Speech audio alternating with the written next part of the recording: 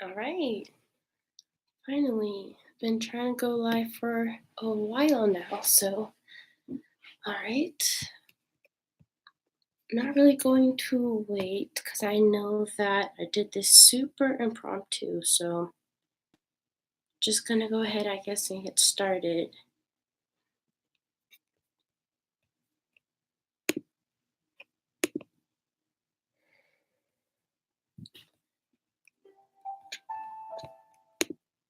Go ahead, share this to Facebook.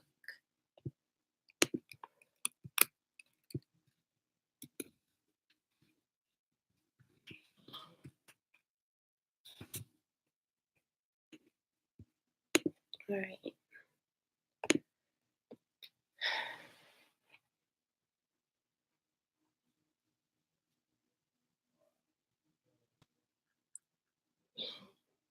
And let me share actually to Instagram too.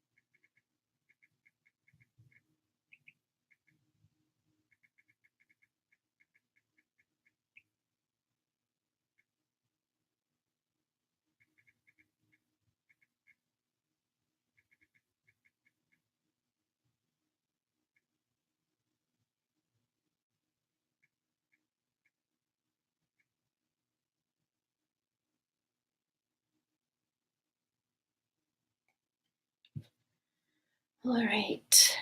Apologize for that, just for the recording. But what did I really want to talk about? Oh, first of all, let me see if my camera's a little. I don't know if that's my camera or my quality is just really not that great today. But oh goodness, let's turn all that off. All right. So I don't know. Today, I guess even. Oh, hi, Corey. Hey. Um, I guess even for myself, the energy just feels like staying in.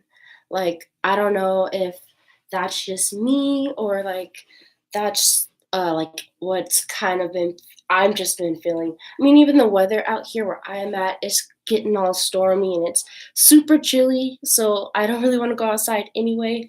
But it really does feel like it's not really a feeling of wanting to go out so much, of really wanting to go within, even if that's more in a spiritual sense and not so much in a physical sense. But I really do feel like um, there's a desire to kind of be alone and to kind of really allow ourselves to be in this moment of release, in this moment of like deep catharsis. Like I know a few people have been mentioning and so I don't know how long I'll really make this because I don't know if you can hear, I have been having a bit of a cold for a minute. And so I won't try to talk too much if my throat gets to be too bad. But I guess I want to talk just a little bit about the astrology, um, more so about the more metaphysical side of it, because again, like I really am more seeing how everything is becoming uh, a really return to oneness in a sense of this idea, if you want to think of like separation of church and state, there isn't really that separation anymore. Things are really coming into this oneness of us seeing how our lives are not separate from our spiritual journey in any sense, regardless of whether we think that our lives are not that spiritual at all, or when we think of like woo woo stuff or um, magical things. Like it's not really all about the physical things or looking like that. It's all about we're really coming into this more of the integrity of the being of the actual what it is that we in like what is integral to who it is that we are. So in doing that, obviously it's not been comfortable, I guess, just to talk about how I guess how it's been for myself personally. But I know for a lot of us, this means having to be honest with ourselves, even about our relationships, the people that we, you know, even if we can relate to people, it doesn't mean that they relate to us. It doesn't mean that, our relationships are actually mutual. Like, so we're recognizing all of these ways in which we're having to, release relationships. And it doesn't have to, again, be in a very, like, unloving way, but just in a way of recognizing, again, that's not personal. It's just, energy. It's just about recognizing where our resonance is and where it no longer is. So, uh, I guess in talking a little bit about the astrology, I don't honestly, I just don't really want to talk too much about it because, again, I don't want to get real technical. I really just want to talk about, I guess, the feeling because, again, as I've been talking about, um, everything's coming more into a feeling, what it is authentically for us, and really recognizing our own path and actually experiencing it. I was really thinking about it just lately, again, just all of this idea of Sagittarius and this idea of um, what Jupiter and Sagittarius really means, because just recognizing those that know about astrology, this is really, it is a very opportunistic time, a time for us to really make the most of things in a very literal matter. But in a way where it's not just about more, more, more. Like, because again, that's also where Jupiter can be about expansion and very like, again, where the ego can be like, I need more, more, and get addicted to it, and where it becomes again another pattern. But I digress. And what I was really wanting to talk about, we're getting away from just talking about this idea of ascension and this idea of, what it means to come into our, expanded consciousness, and all of these ways in which we've been talking about it and around it, and all of the ways we've been trying our best to describe it. Uh, it's about us actually experiencing it and actually doing it and actually, being present within our present, lives, and uh, in the way in which we're not trying to run away from it. So, if we are having those feelings of like we're desiring to break away from our lives, it's again, we don't even have to look at these things again in these negative ways. This isn't the ways where we're actually accessing the God within ourselves, to be able to see beyond the idea of like an either or, beyond the idea of um what I guess you would say like a delusional choice. It's not an actual choice. It's it's this idea that you have a choice when you're thinking it's just one way or another, when we're stuck in duality. But this is about accessing more than that, accessing either, doesn't have to be either or, it can be both of those. We can be even accessing something that's even outside of that, or something that this is about really moving past that part of our mind. So and that's also relative to more of what I wanted to talk about within the Mayan dream spell astrology, because this day is the yellow resonant human. And so this is all about us, again, attuning to our free will, attuning to our heart wisdom. It's not about, using our mind all the time and using our, knowledge and all of the, even our old ways, our old, processes in which our masters have even been doing this, and especially when it comes to our body and the ways in which we've or not just like us personally, but like the collective, and through a lot of our past lives, and through us that have been doing this work for a while, where we've been told or taught and learned it's not about the body, or that we aren't the body. And so this is about us actually recognizing that the body is a vessel for us to access the God mind, for us to yoke the God mind, uh, as Pamela Erilyn, as I mentioned, several times on YouTube before.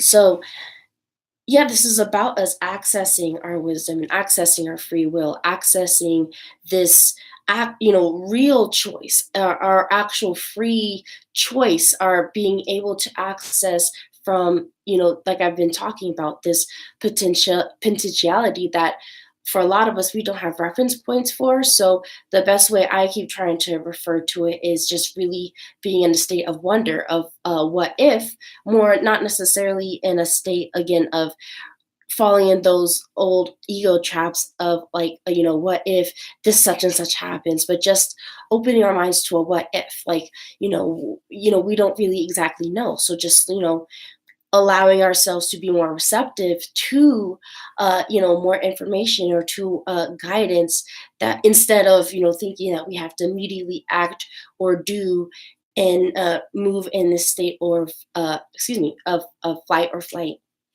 And so yeah, I guess I just want to get to the cards at that point. Um, the cards that I keep pulling, well, one of the cards that I keep pulling has been the right choice, as I had referred to in my last video. But the card that I pulled first was one. And so, of course, it's a definite confirmation about this. You can even see in the picture this idea of really being able to be receptive to this God mind of us, as I've been saying, creating this sort of empty vessel, this more transparent receptacle that's able to receive and that is more willing to receive, rather. So, that's the way that I see this. And not just that, I wrote a few things down. And as I had been mentioning, returning to and remembering our innate divine nature and our innate innocence in our path, and recognizing that there is no need for guilt in our path. And um, the feelings that we do have where we feel like there is a valid guilt of something that we needed to do or do something, if we feel like there's something that we can do to rectify a situation, then that means I mean, we can definitely do that. But this isn't about those kinds of things. And I feel that we can have a certain level of discernment of recognizing the difference between that.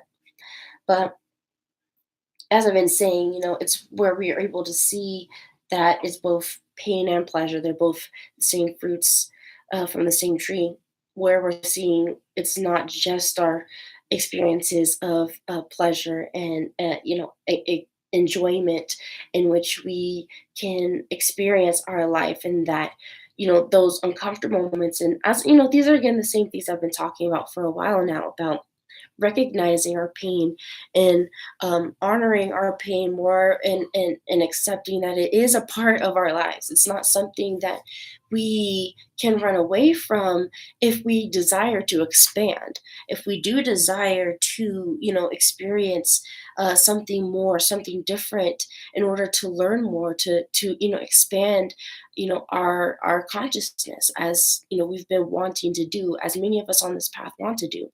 So it's not about us trying to escape this, our experiences to some sort of paradise. We're able to, bring bliss into our experience when we're able to further recognize and transmute our emotions, and we're able to,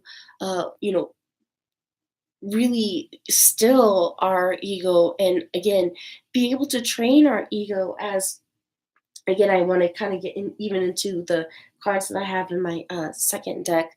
The bottom of the deck that I did have was power, and this card is relative to the strength card in the tarot deck. And so I always see this card as, as I've been mentioning, as the spirit that essentially, tends to the ego, or the animal side of us that wants to rear its head, that wants to, not just, that, but it's creative.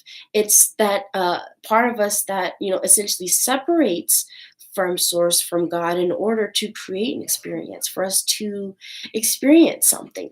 So It's not to say that we're again, that we are shaming the ego, that we're getting rid of it, that we, we're creating further separation by saying, "Yeah, we're not going to you know, deal with our ego, or we're going to create more full positivity with our lives and or ignore our emotions." We need to deal with our emotions. We need to actually deal with how we feel, but we're having to deal with it without a emotional attachment, without a victimhood consciousness to it. We're sort of needing to be in a more self-reflective, more inquisitive nature of recognizing what is it that I need to learn from this experience, or what is it that I need to be shown, so that we're able to further get where it is that we need to go, whatever it is that we need to see, so that we're able to recognize what our blocks are, because our blocks are these it's not I don't want I just never recognize them as something that is done to me. I recognize it as something that am here in order to learn about, and I'm here to process. So why do I feel people identify as victims? um it's I think it relates to me for ego.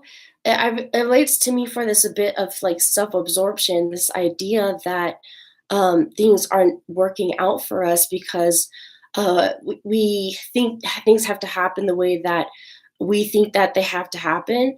We are resistant to our own path. We're resistant to whatever lesson, or it's not even about it being like a lesson, but whatever it is that we're here to experience, whatever it is that we are here to expand into or integrate.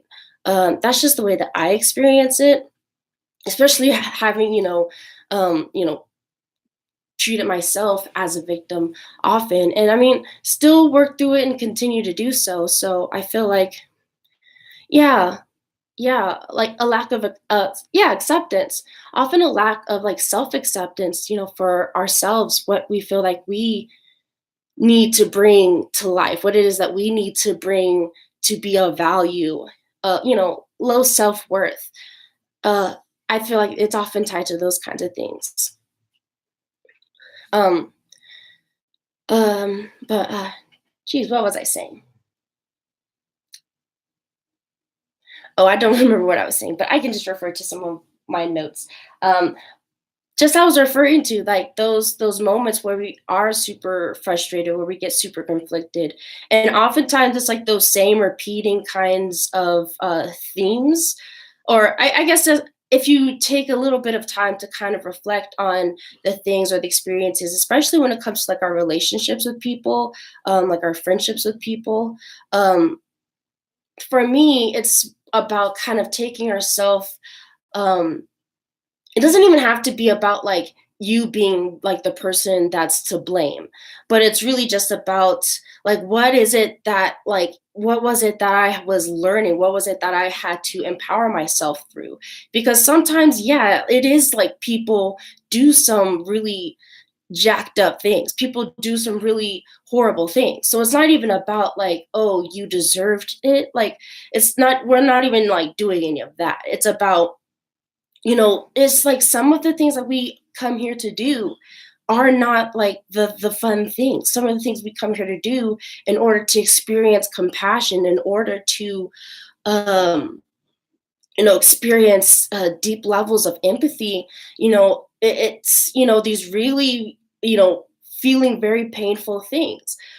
So I don't think it's really about looking at these things so much of, again, um, saying that people are to blame for their experiences, but I always wonder how, if our values come from within, how can we still be empathetic?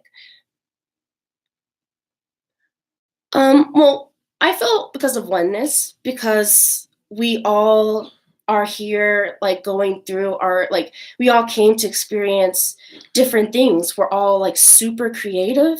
So I feel like when we all came here to want to experience different kinds of things, or to learn about like what it is to feel these kinds of different things, I feel like we can sort of recognize how we maybe can relate to people, and even how our differences aren't necessarily just like so different. It's just difference of difference of expression within the experience. Like if you decide your own value, role do other people play in that? What role do other people play in deciding your own value? Is that what you're asking?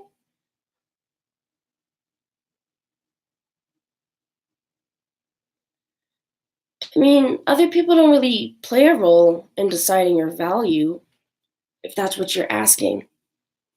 Yeah, I wouldn't say that other people play a role in deciding your value. I mean, everyone has an innate value. It's not even about a greater or like more than or lesser than. I don't see it as that. I see it as everyone has an innate kind of same amount of value here. I just see like everyone's here like with a different expression of the same kind of source. Like, um, it just came to mind. I don't know if you've seen that Rick and Morty episode where they have like a character that has like she kind of like I think she like takes over other people actually, but she like created like her whole own kind of like world and universe, and it was all her own self. I see it kind of like that. I hear you. It is having self worth. Oh, it is having self worth without becoming selfish or cruel. Oh yeah, yeah. Okay, I understand what you're trying to say. Okay, yeah, without becoming selfish or cruel. Yeah. I kind of see this in relating it even to astrology, to Western astrology.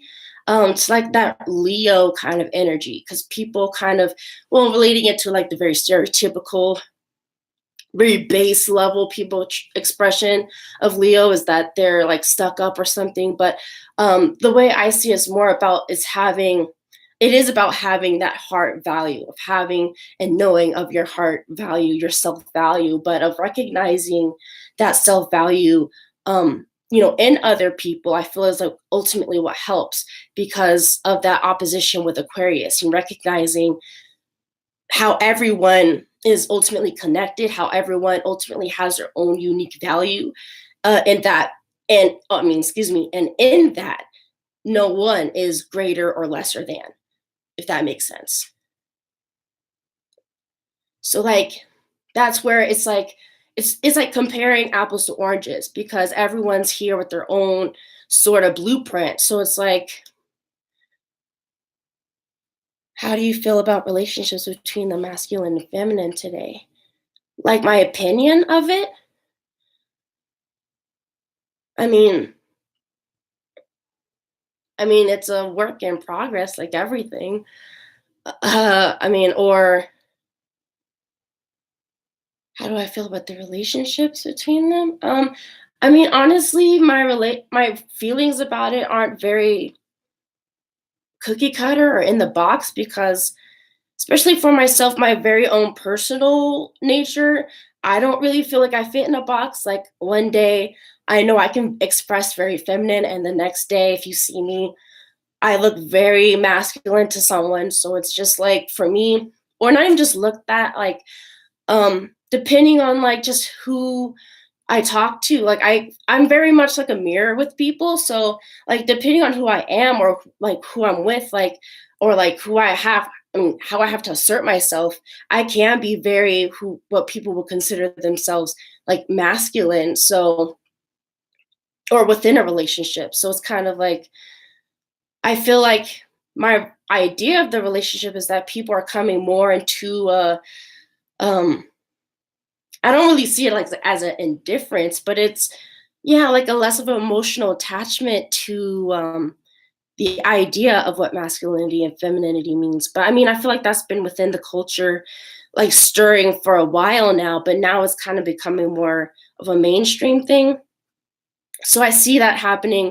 I feel like that's happening like even in relationships and like people are learning like the relationship isn't so much about like this cookie cutter idea of like the man doing this and a female doing this and all of those kinds of things and more of women being able to be a bit more vocal and assertive about what it is that they want and what it is that they want to bring to the table and what they want other people to bring to the table. Yeah, yeah, balance. It's yeah, as I've been talking about, it's like it's harmony. It's because it's not even just about, like I said, it's not even about like this sort of like cookie cutter like this, but it's more of just like a, I see it more like this, you know? Like it's more of an integration of recognizing where like it, I don't know, I just see it more like it's more like fitting into each other, more of like fitting into a full in a form. Like, I don't know. People seem to be isolating themselves. Yeah. That, well, that's part of the process. Like, because you kind of have to isolate yourself to kind of figure out who you are, like when you are by yourself. Like, especially when like I feel like a lot of us have been like feeling and thinking about like integrity and like really being ourselves and like what it really means to like do what it is that we really want to do if like no one was really there to tell us what we want to do. I mean, that requires time to kind of separate from our old sources because we are super influenced by, our environment. Everything is food, everything is something that we're taking in on our daily basis. So, yeah, people kind of do have to isolate themselves, or some people do. Everyone has their own level of doing whatever they're doing at this time. Sex is primal, which is easy, but intimacy is a skill we have to develop. Yeah, yeah, yeah, definitely, definitely. That's definitely what it is, because it's not even just within sex, like just being within a relationship with people. Um, I've been talking about this for a while with like some of my friends and like some people on interviews and stuff about like vulnerability and how much like we don't want to deal with other people's vulnerability, and we don't want to deal with other people's like, to be frank, we don't want to deal with other people's like bullshit, and then we want other people to deal with our BS. And then like, so it's just this weird idea. Like, it's not about us like accepting everyone's like crap, but it's about us like, we're recognizing like a level of discernment of like where we're learning, like again, there's a balance of recognizing like everyone's going through certain things, and we can recognize like where we can maintain our boundaries and where we're going to like set our boundaries and stuff, but we can also like begin to relate a little bit more with people because we're learning more about ourselves, and we can recognize like, oh, like, I didn't realize that like I still had those feelings from like forever ago about this situation, or these sorts of circumstances, really built up to create a sort of mindset. Like, we can sort of, start to unpack all of that. And I feel like through unpacking all of that, we can start to, after that isolation, come back to relating with other people a little bit. But men and women are at odds with each other. At least that's how it seems on the internet. Yeah. Excuse me. No. Excuse me if I seem out of breath. Ooh, I was just tapping a minute for there. Yeah. I feel like that's kind of an internet thing. I mean, men and women kind of like, the way I see it is always like a reflection though. So I feel like the whole man and women being like at odds with each other is really like even within us, like we're all like, as I've been talking about, even like on my page and stuff, like even within ourselves, I feel like we're all having this like tug of war moments of like what decisions we need to make and about what sort of, you know, you know, moves we need to make, especially like with the new year and all of that. Like, I feel like everyone's just kind of on this like, not even just that, but like on this edge within ourselves of like feeling like stuck in these ruts, as I've been talking about, and like just really wanting to get like the out of them, just wanting to get out of them because we're feeling so like stuck in them. So yeah, people are defensive and stuck in their ways because that's how the ego is. I mean, I mean, I mean, just imagine like just like a child, like when you try to take a child away from what it's been on for a minute and you try to take it away, it throws the biggest fit. It will do whatever it can to stay there. Like that's exactly the way that I can see, like the way that we try to like our our petty ways and the ways in which we don't want to relate with people and the ways in which we do hurtful or harmful things to other people, um consciously or unconsciously through our own sort of like coping mechanisms. Just because a relationship didn't work doesn't make you a failure. Yes, yes, yes. Your relationship is separate structure from your personal being. You are a pillar. Your partner is a pillar. Yes, your relationship is a pillar. Sagittarius has felt stuck for the past couple years. Saturn. Yeah.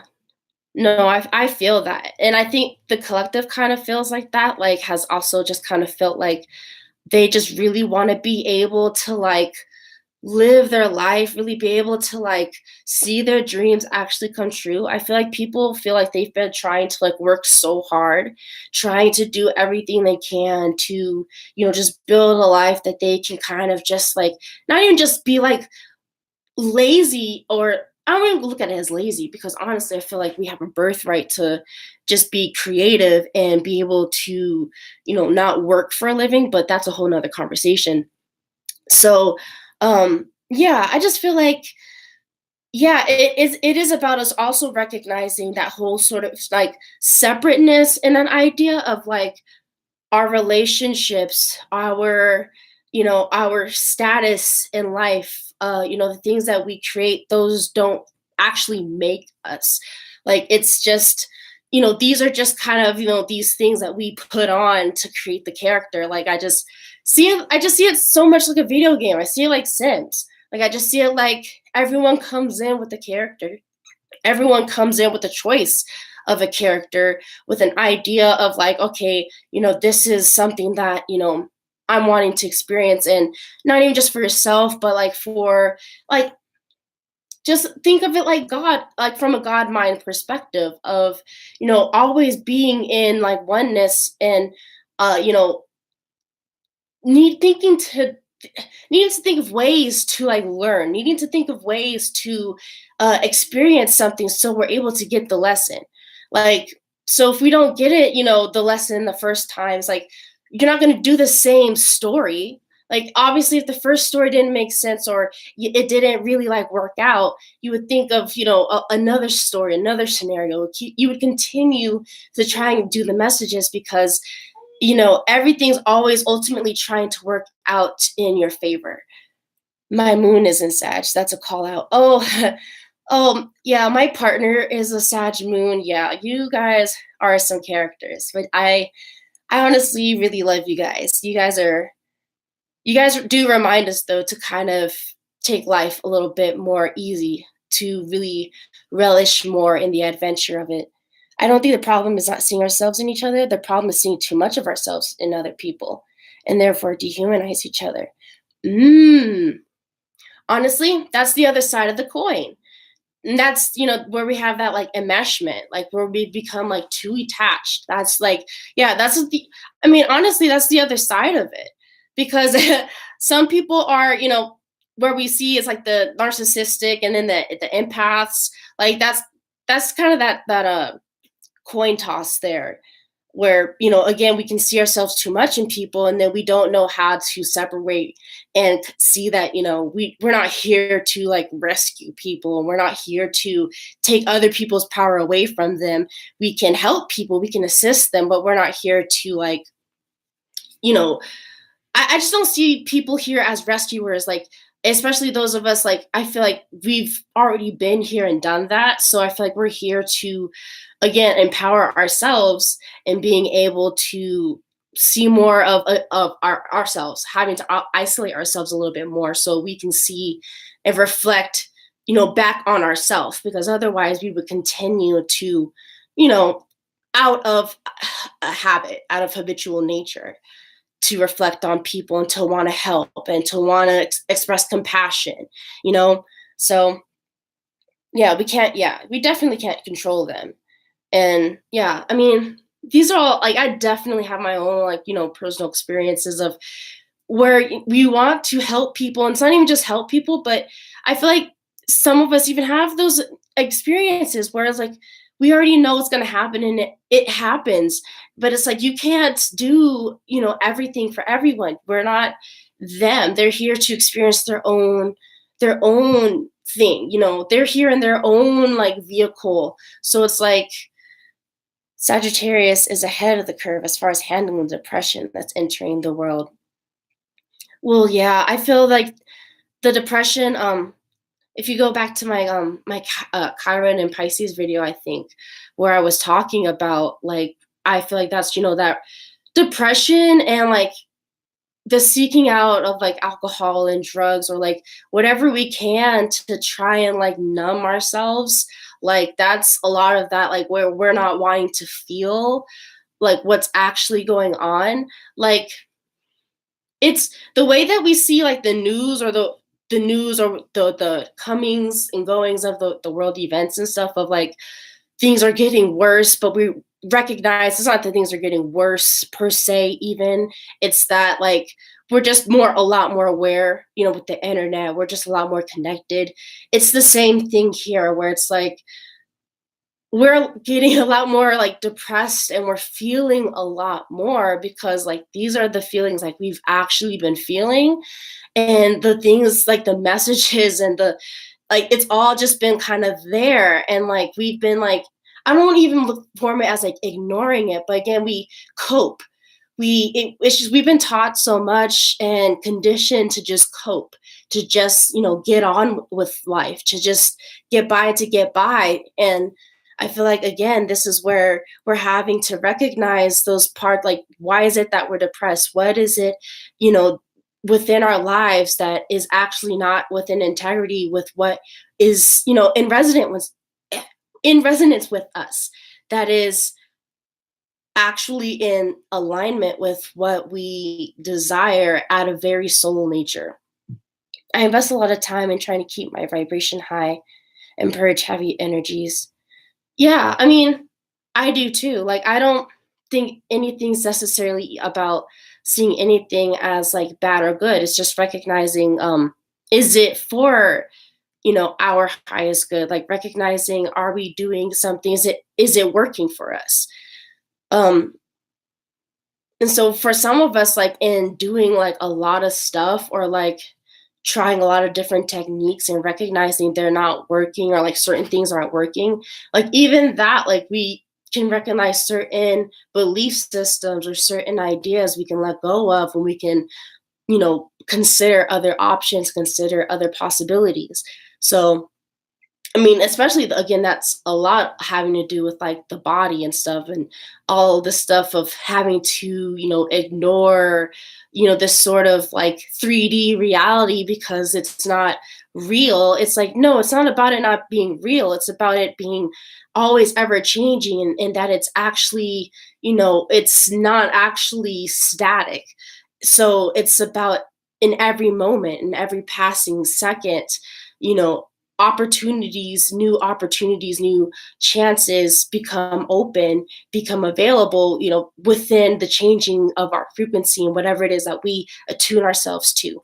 So it's really about that, about the conscious choice and conscious control of our frequency, and what it is that we, pick up on, and what it is that we decide to create from.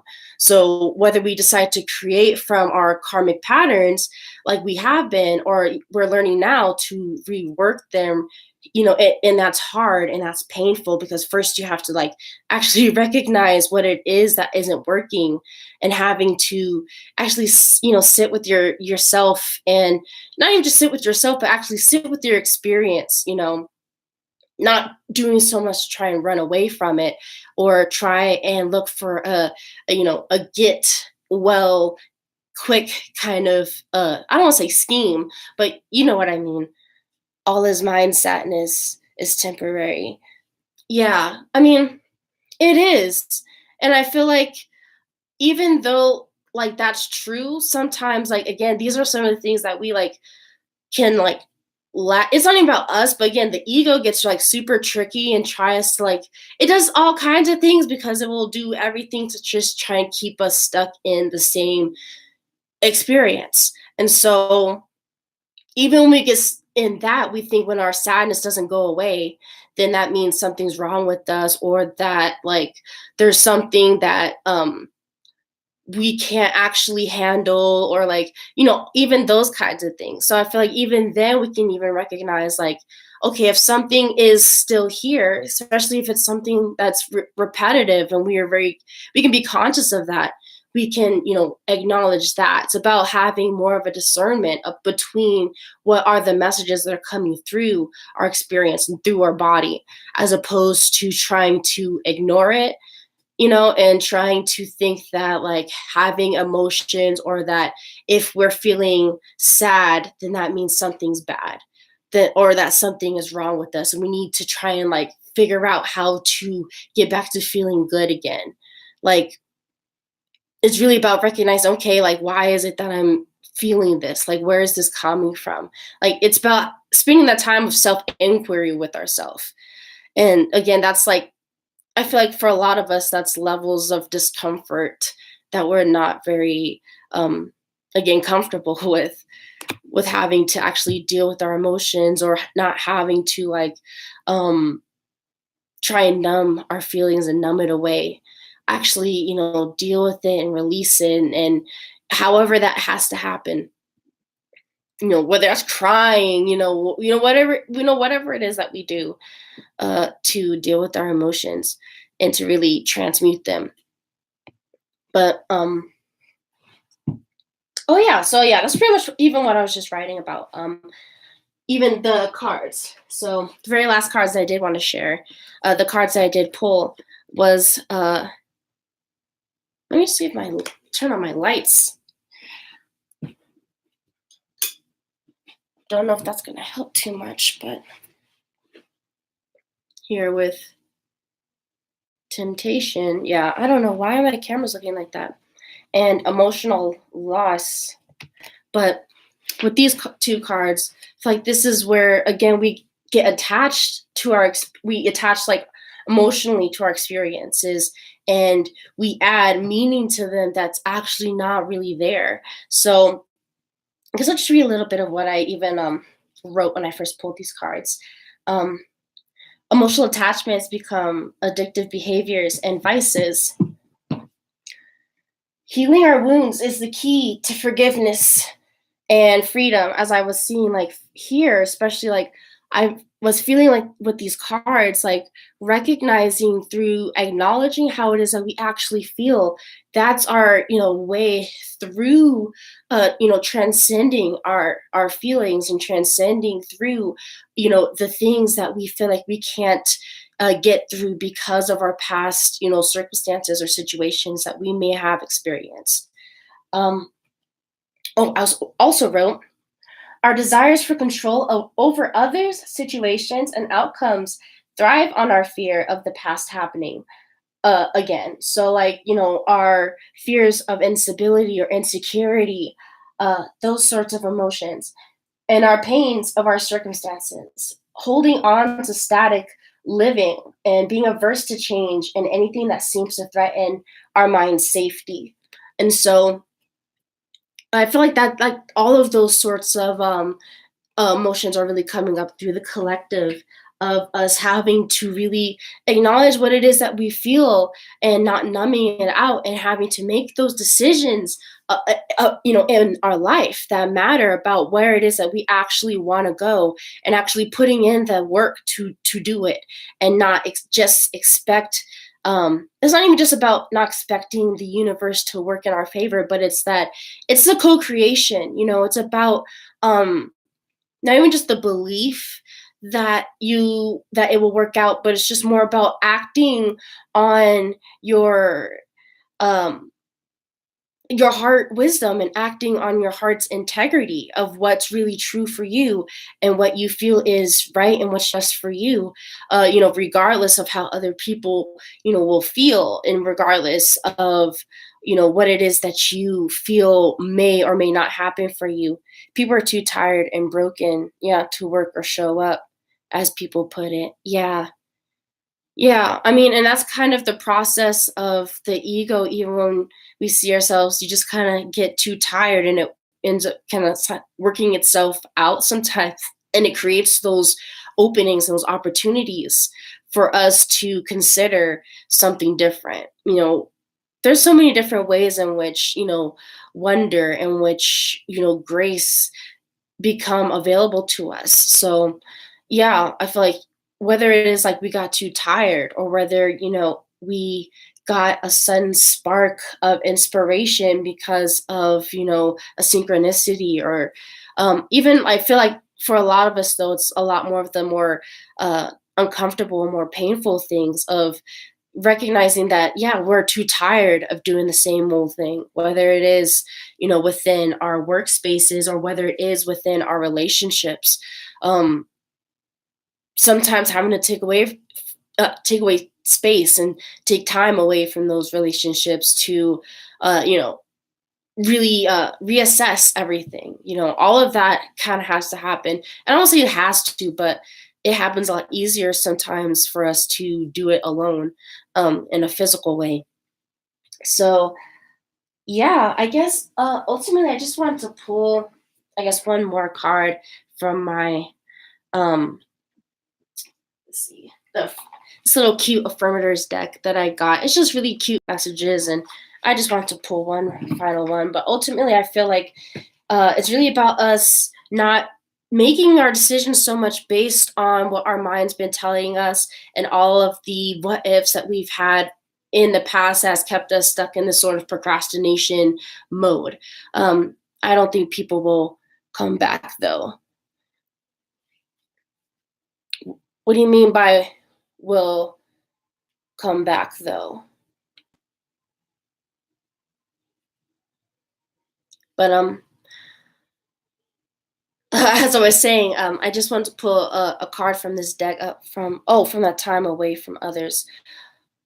No, people ultimately will in their process, however much time that would take. No one can really determine for anyone, but there's always a desire to uh connect and relate to another person, because we can't really experience, we're in these bodies for a reason, here to experience and relate with our other people, so we can experience ourself through our environment. I don't think that we're meant to just stay by ourselves, and stuck in just like meditation all day or anything like that. And I don't experience um like self-realization in that way either, that like you would or that for me, that I just want to like not connect with people. But that's just it. um oh, for me, oh, that was what I wanted to do. Do I have that here? I don't think I do. That's what I wanted to do. I just wanted to read a passage from my book, actually, and close it off with that. So actually, give me just a moment.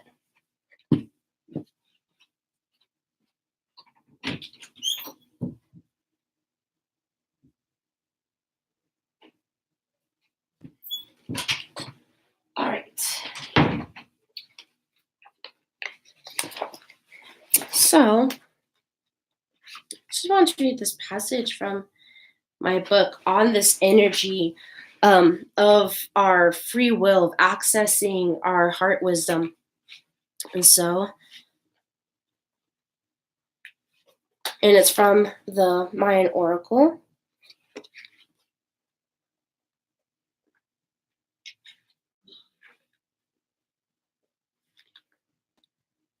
Ebb, which is the human, and that's in the the pronunciation within the Mayan oracle, is the grail, the holy fleece, the philosopher's stone, the alchemical transmutation that turns baser materials into gold. It is the cornucopia, the paradox of emptiness and harvest, the still place that lies open and follow, receiving the gifts. This offers you the gifts of beginner's mind in the fullness of union. Be receptive. This is preparing your circuits for transformation. Become empty, that your thirst may be quenched by the bounteous gifts poured from the chalice of the spiraling galaxies. Open and receive all that this offers in the chalice of your own body. So, Ebb asks you to strengthen and clear your physical vessel to prepare for the expanded energies of higher mind. I just wanted to pause there because I mentioned this in my post about like a lot of like the physical purging and recognizing now a lot of these physical needs of change manifesting within our form. And so I even see this like a lot of people coming up with like health conditions that they've been diagnosed with and stuff. And so, I mean, for me, I always related everything to like deeper like psychological concerns, but I feel like this is connected now. I'm being confirmed more so now because like a lot of the purging through our illnesses and through a lot of these sorts of things coming up. Um, but yeah, getting back to the passage. Your chalice of self, your body, is being purified through vibrational adjustments in the brain and body system. With this quickening, adjustments are made and your circuits of consciousness are naturally transformed. Often, this process is accompanied by the sensation of being altered or rewired. Higher centers of the brain and the light sensitive pineal and pituitary glands are being activated to contain more light. This penetration brings you to a critical threshold, creating enormous change at the cellular level, and it activates soul memories and expands your concepts of reality. So, with this expanded consciousness, your brain and body system is being cleared and fine tuned so that you can create a fine pathway for the activation and acceleration of cosmic consciousness. This penetration of frequencies and its accompanying quickening is like upgrading the hard drive of your biocomputer and activating the hidden chip, the unused parts of your brain. So, like, activating a lot of what scientists have called junk DNA. A lot of that stuff. I don't really read a lot of that stuff, but I feel like that's probably relative to all of that.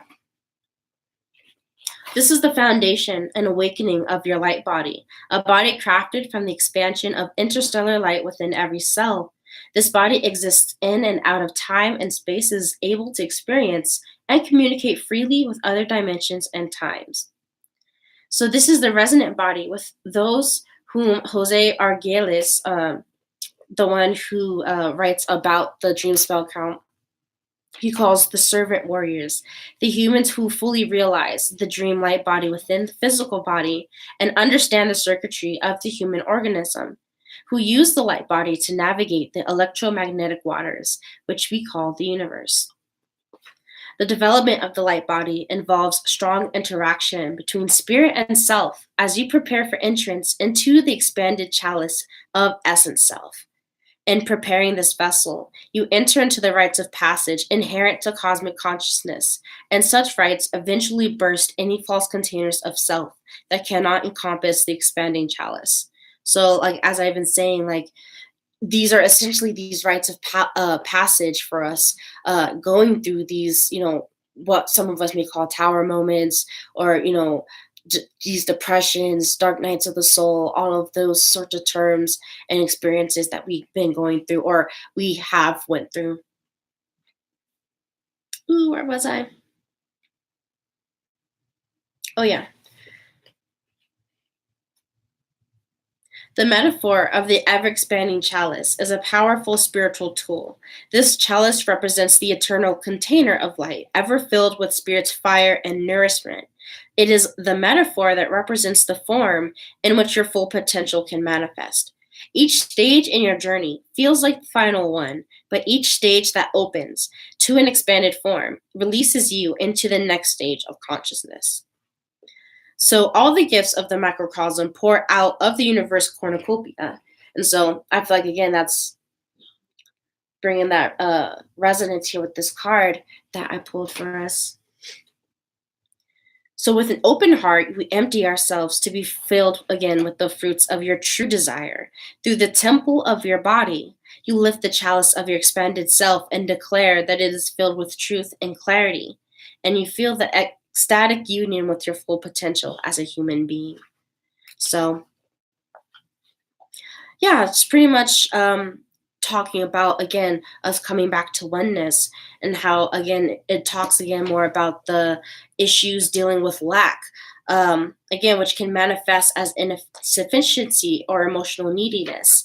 I guess I'll read a little bit of this too, because we just talked about it, and just have it as a recap. So, in your natural state of being the receptive chalice, you may experience the appearance of separation, being fearful of material, physical, or spiritual lack. Perhaps you're holding on to subconscious patterns about lack, about how there is never enough love, support, attention, time, or money. In this, you may see your chalice as being half empty instead of half full. Offer your gratitude for what it is that you do have. Examine and change these beliefs and programs. In your process of fulfillment, your beliefs are all that can limit you. There are many ways to work with these shadows. They offer like subliminal tapes and affirmations and stuff like that. They also mention transpersonal approaches like process oriented psychology, shamanism, dream work, all of these sorts of things. Perhaps you project these feelings, believing that someone else is responsible for your lack. So, if so, remember that no one else can fill your cup, so only you and spirit can do that. Look at how you can be more self nurturing. Take inventory to discover what brings you joy and fulfillment, whatever it is that also brings you abundance. So, this is again back to this self nurturing of us mothering our own self, of us recognizing how we can heal our own selves through pulling in through our own universal source of love. So working with this, and we can change our subconscious attitudes and bring profound insights through taking inventory. So yeah, I don't want to read too much of it, but just as I've been talking about this, accessing these higher faculties of ourselves, um, these creative ways in which we are beginning to empower ourselves. So just want to just talk a little bit about that, because it's really again about us empowering ourselves. We're finding the pieces of our own puzzle that are already here so that we can put it all together, or we can find the ways to essentially liberate our own selves. And it doesn't have to be in a very like literal even self way. We can have assistance, often do have assistance, but again, it's in recognizing different ways in which we can access that experience of assistance, and seeing it not in a narcissistic way, but in seeing how we can help ourselves and empower ourselves, and gather with like-minded people that do the same thing, or are wanting to do the same thing. Hey, Chad, you're like catching me as I'm about to close out, because my throat's a little itchy. But oh yeah, the last thing I did want to do was just pull a card.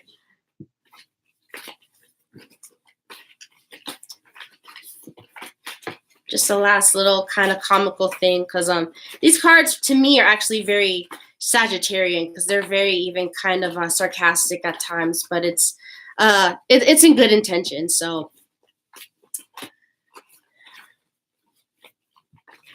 just a great affirmation and affirmator that we can use during this solar eclipse period, which is really to me just like this seed germination period of us really being able to break free and really release from our old patterns, and for some of us just old aspects of our life that like we've been wanting to like get rid of or move through for a while now, or even through like our addictions. Even if it doesn't have to even just be about people, it could be a lot more about ourselves and about our own behaviors, or the own ways in which we talk bad about ourselves, all of these kinds of things, all the ways in which we can further just empower ourselves. I tried. No, it's all right. I did it super impromptu because I wasn't even sure if I was going to go live, but I appreciate you showing up. So I'll pull one card here. Ooh, it's actually a bonus card, so that's pretty cool. And it's strength, if you can see that. It's in reverse, but again, back to that card that I've been talking about, all about this like strength. So it says, you're hereby declared a strong, resilient warrior of heroic proportions. Enjoy your battles, whatever they are, because you're guaranteed to come through them stronger, brighter, and more compassionate. And based on what I know of mythology, probably with great hair and a six pack. So if that ending though wasn't the most Sagittarian thing, I don't know what I could have gave you.